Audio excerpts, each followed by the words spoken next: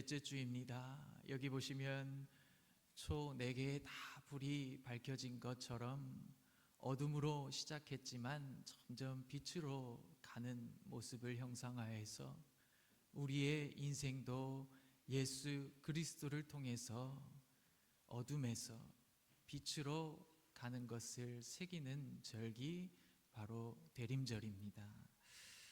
예전에 제가 EBS에서 했던 특집인데요, 세계 각국의 공부하는 법에 대해서 다뤘던 프로를 시청한 적이 있습니다. 거기에서 보면 이제 나름 세계에서 머리가 좋다고 이름난 나라들, 거기 저희 나라도 포함되고, 그리고 뭐 인도도 있고 유대인들도 있고, 그런 사람들의 공부하는 방식을 다루는 걸 봤던 적이 있습니다. 예를 들면 하늘천 땅지 하면서 있는 그대로 함께 모여서 소리 내면서 외우는 것이 하나의 좋은 방법이다 라고 얘기하는 것도 있고, 그리고 또 정말 어렵고 복잡한 걸 외우려면 손을 사용해서 위, 아래, 좌우 이렇게 움직이면서 외우면 더 잘 외워지는 방법도 있더라. 그리고 유대인들은 도서관, 독서실 생각하며 우리는 조용히 앉아서 공부하지만, 유대인들은 어떻게 공부한다고요? 서로 막 말하고 토론하면서 오히려 그 지식을 습득하는 그런 공부법도 있다, 이런 얘기들을 쭉 해 나가더라고요. 근데 거기에서 비교적 소수만이 하는 공부법이라 그런지 다루지 않은 공부법이 있어요. 그게 뭐냐? 절대 뒤를 남기지 않는 공부법이죠. 내가 이 한 장을 외우고 그 외웠다고 생각이 되면 그 장을 찢어서 먹는 우리나라의 사시생들이 했던, 아니면 정말 그 사전을 먹어서라도 내가 이걸 꼭 기억해내겠다고 하는 그 결연한 의지의 공부법, 그건 안 다루더라고요. 얼마나 그것을 외우고 싶었으면, 아니 얼마나 그거를 자기가 자연스럽게 얘기하고 활용할 수 있는 지식이 되게 하고 싶었으면 책을 먹어서라도 그거를 내 가슴에 새기려고 내 속에 집어넣은 것인지, 그 결연한 의지가 느껴지는 공부법이죠. 오늘 읽으신 이 본문은 토라, 즉 하나님의 법을 속에다가 그리고 마음에다가 새겨 가겠다고 하시는 하나님의 놀라운 약속 담고 있는 본문입니다. 눈물의 선지자라고 하는 별명이 있죠. 예레미야를 가리키는 별칭입니다. 이 사람은 아나도 출신으로 제사장 가문의 태생인데요, 제사장들이라고 한다면 성전을 섬기는 그런 가문이죠. 그런 직책이죠. 그런데 이 나라가 혼란하던 시기에 에스겔과 예레미야가 비슷한 점이 많은데, 그 중에서도 한 가지는 제사장 출신에서 예언자로 부름 받았다는 데 있습니다. 예레미야의 사역 오늘 읽지는 않았지만 그 바로 앞절에 28절에 보면 잘 나와 있는데요, 하나님께서 그를 부르시고 그에게 맡기실 사명, 사역 요약되어 있는 것이 28절입니다. 깨어서 그들을 뿌리 뽑으며 무너뜨리며 전복하며 멸망시키며 괴롭게 하던 것과 같이 내가 깨어서 그들을 세우며 심으리라, 여호와의 말씀이니라. 그의 사역이 쉽게 얘기하면 큰 틀에서는 간단하죠. 뽑고 무너뜨리고 전복하고 멸망시키고 괴롭게 하는 것이 첫 번째 사역입니다. 왜 그러느냐? 너무너무 잘못돼서 이거는 뭐 살짝 고쳐가지고는 될 문제가 아니라 아예 뿌리째 뽑아야 된다는 겁니다. 뿌리째 뽑아야 되는 사역이 있고, 그런데 거기서 끝나는 것이 아니라 다 뽑고 난 다음에 어떻게 하신다고요? 다시 세우고 심어가겠다라고 하는 이 하나님의 사역에 예레미야가 부름 받은 것입니다. 여러분, 뽑는 사역, 뿌리를 뽑고 무너뜨리고, 이 사역 얼마나 힘든 일입니까? 근데 그것보다 더 힘든 것이 무엇입니까? 뽑고 난 다음에 다시 세워가는 거, 그 참 어려운 사역입니다. 예레미야에게 왜 눈물의 선지자라고 하는 별칭이 붙었을까 하면 아마 그 별칭에는 그의 사역에 만만치 않은 부분들이 그렇게 반영되어 있는 별명이 아닌가 생각해 볼 수 있는 것이죠. 오늘 이 31장은 30장부터 33장까지를 흔히 위로의 책이라고 부릅니다. 그 위로의 책 가운데서 하나님께서 새로운 언약을 맺을 것이다 라고 하는 그 새 언약에 관련된 말을 예레미야의 입에다가 주시는 하나님의 말씀, 그것이 오늘 읽은 31장 4개의 구절의 본문인데요. 그러니까 세우고 심으려고 하는 그 사역의 부분 속에 해당되는 말씀이 오늘 읽으신 31장의 말씀이라는 것입니다. 여기에서 지금 얘기하고 있는 새로운 언약이다, 이거는 그냥 뭐 또 하나의 언약을 얘기하는 것이 아니라 전혀 다른 차원의 새로움을 이야기를 하고 있습니다. 그래서 구약과 신약 전체를 통틀어서 그 사상, 그 모든 것들의 분기점이 되는 것이 바로 31장의 말씀입니다. 그래서 우리가 신약의 정경을 뭐라고 불러요? 신약이라고 부르잖아요. 새로운 언약입니다. 바로 이 예레미야 본문을 통해서 그 명칭이 유래하게 된 것인데요. 예언자에게 있어서 가장 중요한 것 무엇이 있을까 꼽을 때 가장 중요한 것은 바로 여호와께서 주신 말이 있는가입니다. 그 전하는 말의 출처가 하나님이어야 된다는 것이 예언자에게 있어서는 가장 중요한 문제입니다. 예레미야는 나라가 망하던 시기에 사역했던 선지자이기 때문에 그들 곁에는 늘 거짓 선지자들이 많이 있었습니다. 바로 앞에만 가도 거짓 선지자 하나냐와 대결을 펼치잖아요. 그렇기 때문에 이런 대목에서 가장 중요한 것이 뭐냐? 바로 하나님께서 그 말씀을 주셨는가, 아니면 그것이 그냥 너의 말인가? 이게 아주 중요한 문제입니다. 오늘 4개의 구절을 읽었지만 이 4계절 속에 계속해서 반복되는 말이 무엇입니까? 여호와의 말씀이니라. 잘 살펴보시면 각 구절마다 들어 있습니다. 여호와의 말씀이다. 여호와의 말씀이다. 이것은 예레미야 본인의 생각과 말이 아니라 하나님께서 예레미야의 입에 맡겨주시고 마음에 맡겨주신 전해야 하는 말씀이라는 것입니다.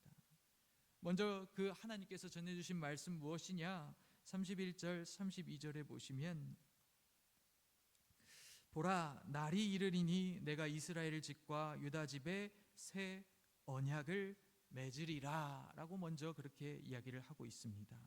하나님께서 얘기하시는 첫 번째 오늘 본문에서의 처음의 말은 내가 이스라엘 집과 유다 집에 새로운 언약을 맺을 것이다 라고 그렇게 얘기를 하시는 것이죠. 지금 이 구절은 오늘을 비추는 거울과도 같은 구절입니다. 그렇죠? 왜요? 보라, 날이 이를 것이다.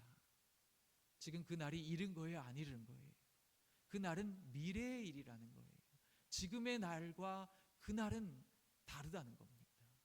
그리고 새 언약을 맺으리라고 하는 것은 새로운 언약 이면에는 기존에 맺었던 언약이 있다라는 이야기를 하고 있는 것입니다. 그것이 과연 무엇인가? 그게 이제 32절에 설명해 놓는 것이죠. 이 언약은 새롭게 맺을 언약입니다.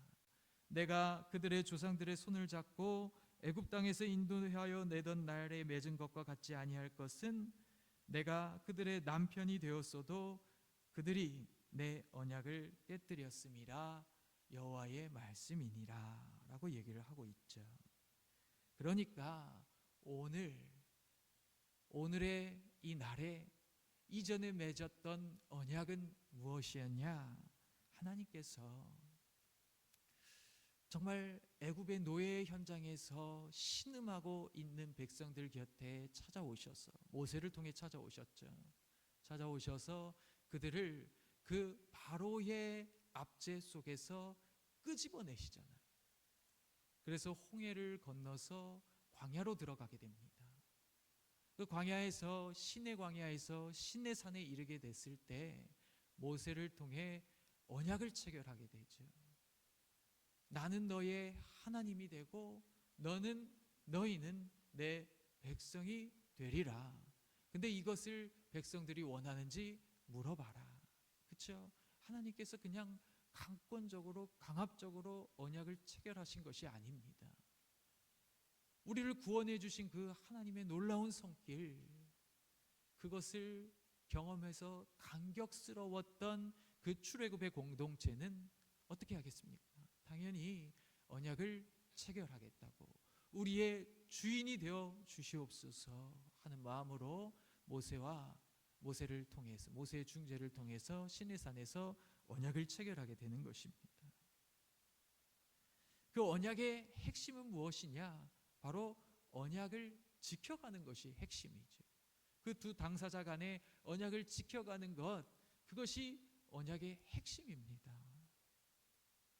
그래서 언약을 지켜가게 되면 생명이 도래하고, 언약을 어기게 되면, 불순종하게 되면 오히려 그 반대편에 설 수밖에 없는 것이 언약의 내용인 것이죠.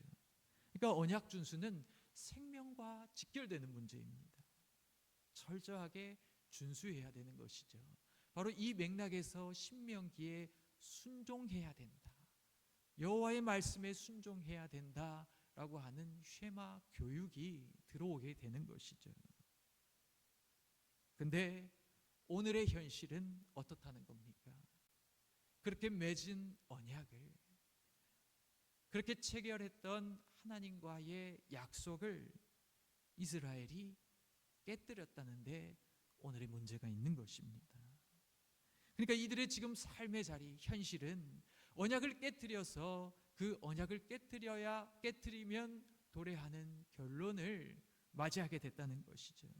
그들의 나라가, 그들의 삶이 송두리째 뿌리째 뽑힌 것입니다. 그것이 바로 그들의 현실, 그리고 그들이 지금 경험하고 있는 아주 피곤하고 피로한 괴로운 현장인 것이죠. 근데 그 괴로운 현장 속에서도 누구를 원망할 수 없는 것이 왜 그렇습니까? 본인들이 언약을 깨뜨려서 그렇게 되었다는 것을 누구보다도 본인 스스로들이 더 잘 알고 있기 때문에 더 괴로웠을 것입니다. 그런데 오늘 본문은 희망의 대목이라고 얘기를 했잖아요. 하나님께서 바로 그 현장에 예레미야의 입을 통해서 얘기해 주시는 겁니다. 비록 나라는 다 송두리째 뽑히고 망했지만 뭐라고요? 때가 이를 것이다, 날이 올 것이다, 그리고 이전의 언약 말고 새롭게 언약을 맺을 것이다 라고 하는 소망과 위로의 말씀이 지금 예레미야의 입을 통해서 울려 퍼지고 있는 것이죠.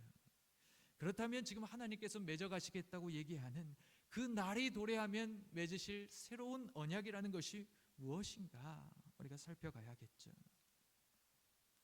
33절에 보면 그 새 언약의 모습이 어떠할지를 얘기를 하고 있는데요. 그러나 그날 후에 내가 이스라엘 집과 맺을 언약은 이러하니 곧 내가 나의 법을 그들의 속에 두며 그들의 마음에 기록하여 나는 그들의 하나님, 그들은 내 백성이 될 것이라, 그렇게 이야기를 하고 있습니다. 새로운 언약은 아까도 얘기했지만 그 전에도 없었고 그 후에도 없을 새로운 언약을 얘기합니다.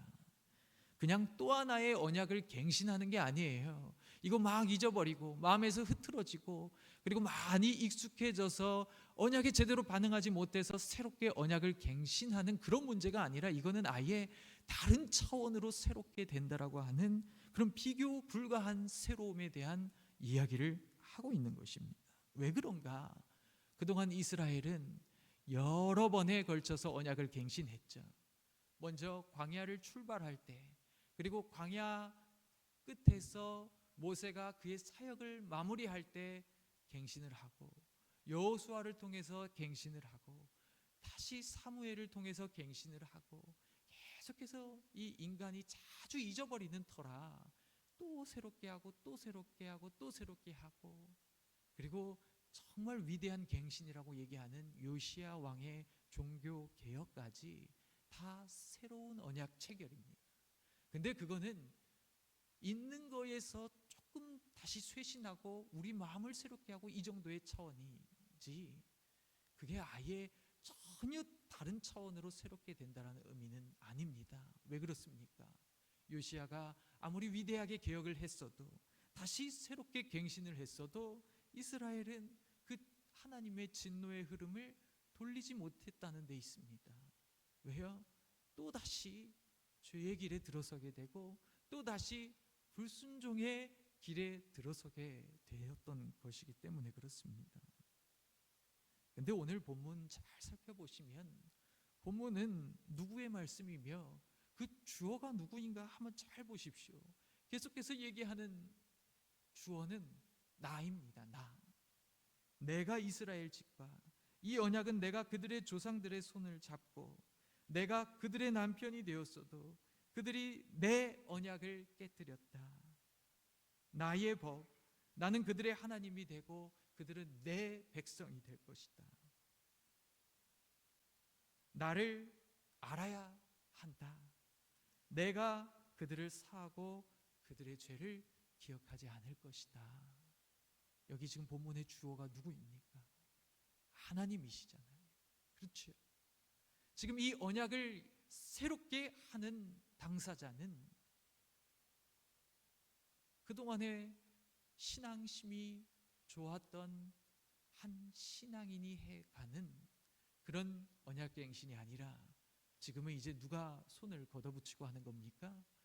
하나님께서 직접 해가시는 언약갱신이라는데 그 온도 차이가 있는 것입니다.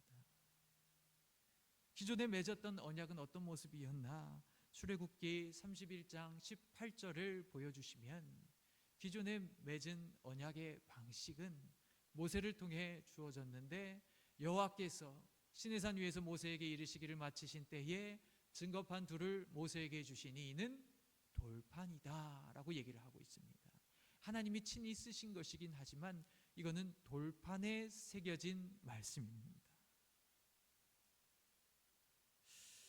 우스갯소리지만 아까 우리가 책을 찢어 먹어서라도 그 공부하려고 했던 이야기를 했지만, 돌로 된 책은 어떻게 해야 됩니까? 삼킬 수가 없죠. 이거는 돌판이라고 하는 것이 가지는 의미가 무엇인지, 근데 하나님께서 새롭게 갱신해 가는 것은 어디에 새겨 넣으시는 건지, 그거를 우리가 이제 살펴야 되는 것이죠.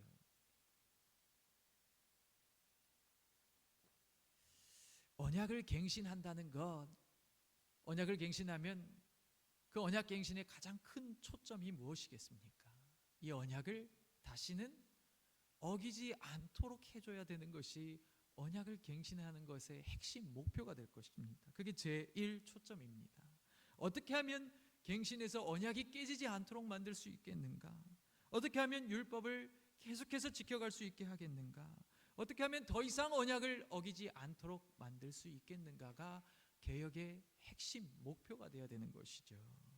거기에 바로 하나님께서 내리신 처방이 무엇이냐? 그 새롭게 내리신 처방은 그 속에다가 법을 새기고 마음에 법을 새기는 것이 하나님께서 갱신하시고 개혁하시는 방법이라는 것입니다. 마음에 새긴다는 것이 하나님의 처방이라는 얘기인데요, 배움의 방식이 변화가 되는 것이죠. 사실 오늘 본문에는 내 속에 법을 넣고 마음에 그 법을 새긴다, 기록한다 라고 얘기했지만, 조금 더 그래도 우리에게 와닿게 번역하려면 마음에 있는 비석 정도로 번역하면 무리가 없을 것입니다. 우리 마음에도 새겨가야 할 돌판이 있다는 거예요. 그동안은 모세에게 주어진 돌판을 통해서 배워야 했습니다.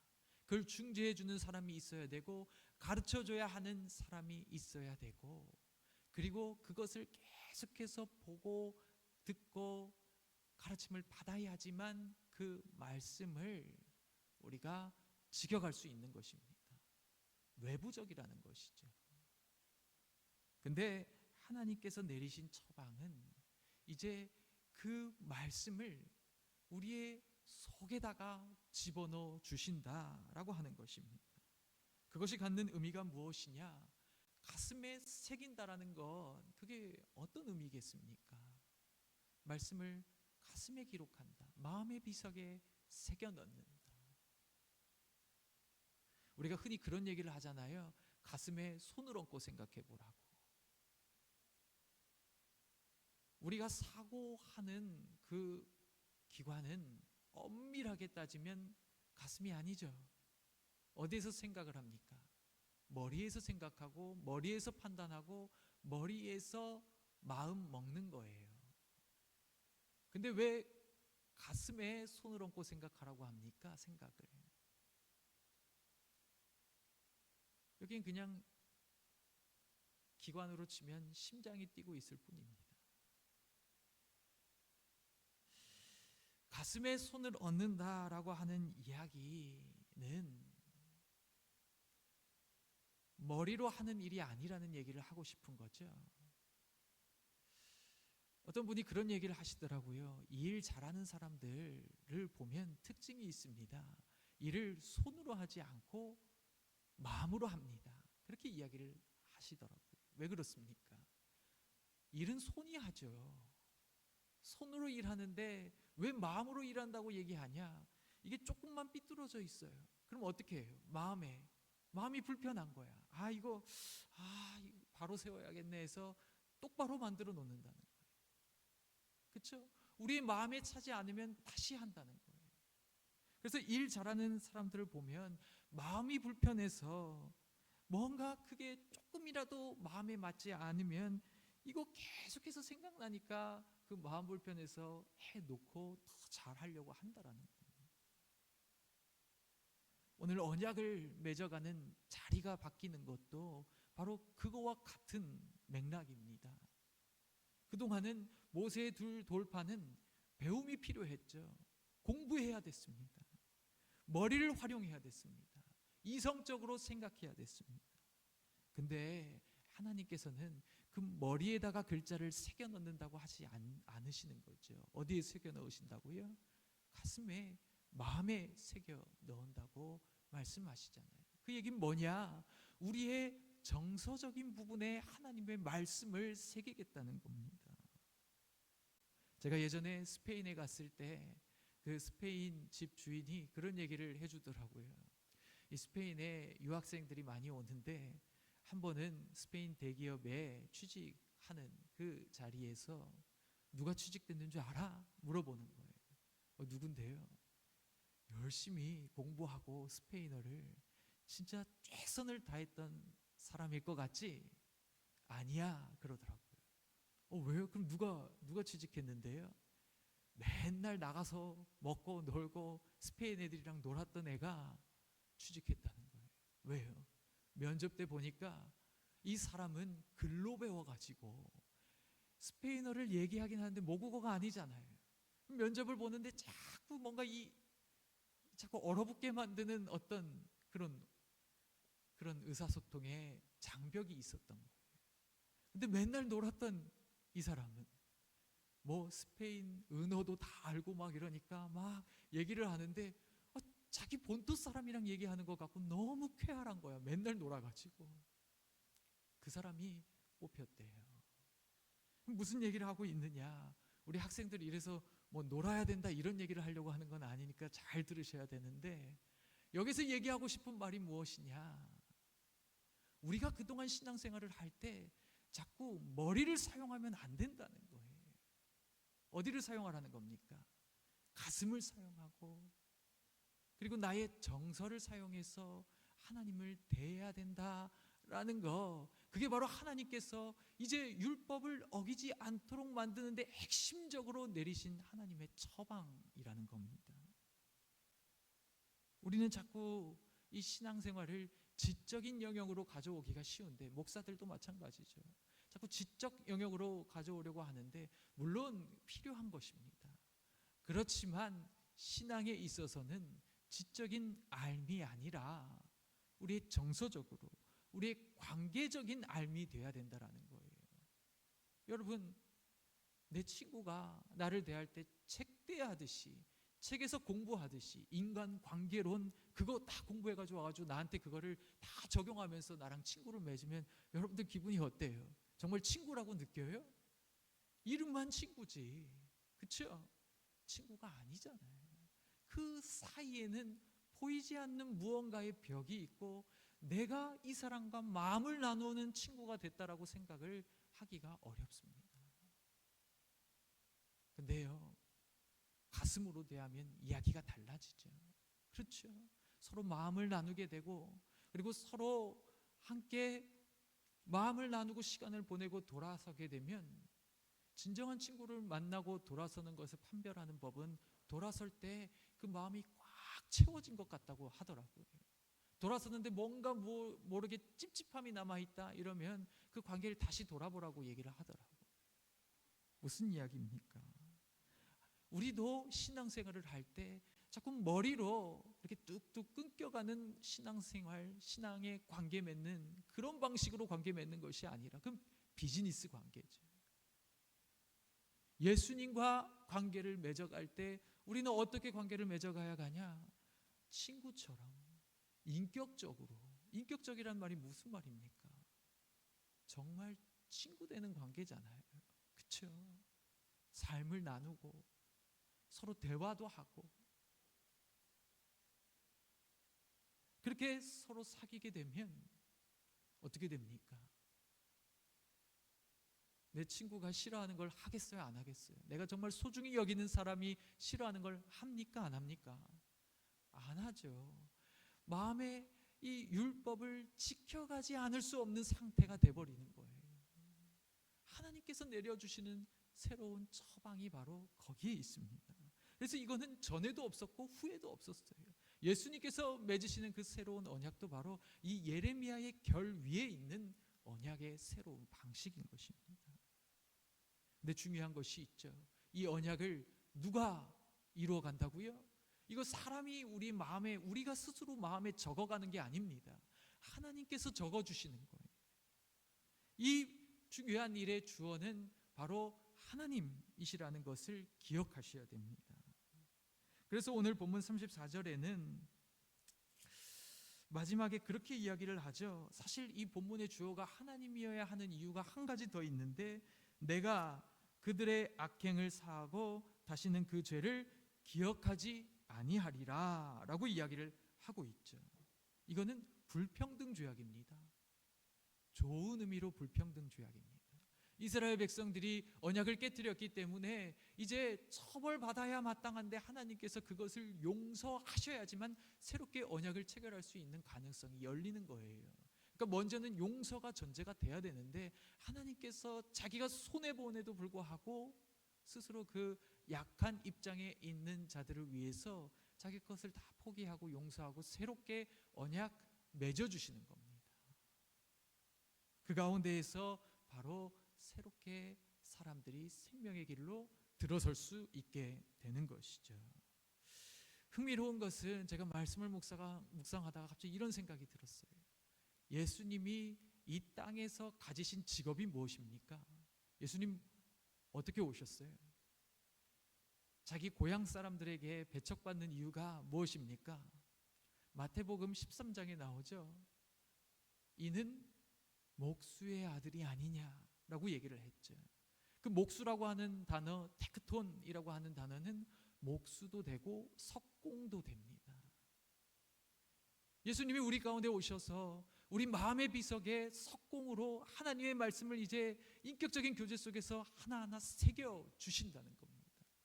그럼 우리 마음에는 자연스럽게 그 말씀이 새겨지고 음각돼서 어떻게 해요? 예수님의 인격이 살아나게 되고, 이제는 외적으로 하나님의 말씀을 배워서 가지고 들어오는 상태가 아니라 내 안에서 솟아나는 새로운 은혜의 시간대가 열리게 된 것, 그것이 하나님께서 우리에게 베풀어 주신 은혜라는 것입니다. 여러분, 식자공이라고 하는 것 이제는 없어진 직업인데 들어보셨나요? 옛날에 종이 인쇄를 할 때 이 판을 만들어 가지고 조판을 해서 거기에 활자를 찍어 넣는 식자공이 필요했습니다.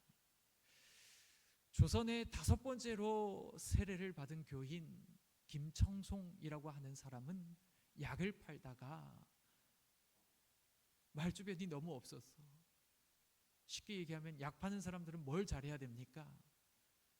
이렇게 말을 블러핑을 잘해야 되잖아요. 이 약 먹으면 뭐 이러면서 뭐라도 다 팔 수 있는 사람이 되어야 되는데 너무 정직해서 망해버린 사람입니다. 망해가지고 이제 국어를 하다가 선교사를 만나게 되는데 그때 식자공이 돼요. 근데 이 사람은 손도 너무 느렸대요. 그래서 식자공 일을 맡겨놨는데 너무 천천히 하던 사람이랍니다. 근데 천천히 그 성경 번역할 때 하나하나 새기다가 그 말씀이 어디에 새겨졌냐? 자기 마음에 새겨진 거예요. 그래서 자기가 예수를 믿기로 일을 하다가 예수를 믿기로 결단하고 우리나라에서 5번째로 세례를 받고 교인이 된 사람이 바로 김청송인데, 그 사람을 통해서 복음이 아주 놀랍게 들어오고 그렇게 되는 그런 역사가 우리나라에 있습니다. 무슨 얘기를 하고 싶은 것이냐? 하나님께서 우리에게 은혜를 베푸셔서 이제는 다시는 율법 어기지 않도록 우리에게 새로운 길을 내어주셨는데, 그렇죠? 이것이 성령의 사역으로 뻗어나가는 겁니다. 그래서 이제 우리 가슴 안에서 우리가 꼭 머리로 하지 않아도 가슴으로 신앙생활을 할 수 있게 되었는데, 오늘 설교의 제목처럼 말씀을 마음에 새겨가세요 라고 하는 말은, 다시 얘기하면 예수님의 인격이 되살아나고 우리 안에서 서로 사귐의 교제를 통해 하나님의 법도대로 세워지는 인생이 돼야 된다라고 하는 말씀이 오늘 본문에 우리에게 주시는 메시지입니다. 여러분들, 그것이 우리가 한 것 같지만, 그리고 우리가 해서 되는 것처럼 여겨지지만 그 일의 주도권은 우리에게 있지 않아요. 그 일의 주원은 하나님이십니다. 하나님께서 길을 여셨기 때문에 우리는 마음에도 새길 수 있게 된 것이고, 우리 내적으로 솟아나는 그런 샘물이 나게 된 것인데, 우린 그것을 또 당연하게 여기고 언약을 폐기하는 자리로 가고 있는 것은 아닌지 돌아보시면서, 주님께서 은혜의 길을 여셨는데 다시는 이제 율법을 어기지 않는 아주 좋은 처방을 우리에게 허락하셨는데, 그 처방을 우리 마음에 받아들여 우리도 주님과 사귐 속에 절대로 언약을 깨뜨리지 않는 자리로 나아가는 우리 되길 원합니다. 기도하시는 저와 여러분들 되시기를 간절히 축복합니다. 기도하겠습니다. 은혜가 많으신 아버지 하나님, 우리의 마음에 주의 법을 새겨주시고 우리 마음 안에서 함께 하시며 믿음의 사람으로 세워가겠다고 스스로 손을 걷어붙이신 하나님의 은혜를 새기게 하시니 감사를 드립니다. 주님께서 문을 두드릴 때 우리 마음 문을 열게 하시고 주님과 더불어 먹고 마시는 사귐의 교제 속에 우리 모든 식구들 생명의 길로, 빛의 길로 걸어 나아갈 수 있도록 주여 함께하여 주시옵소서. 감사드리고 예수님의 이름으로 간절히 기도합니다. 아멘. 찬송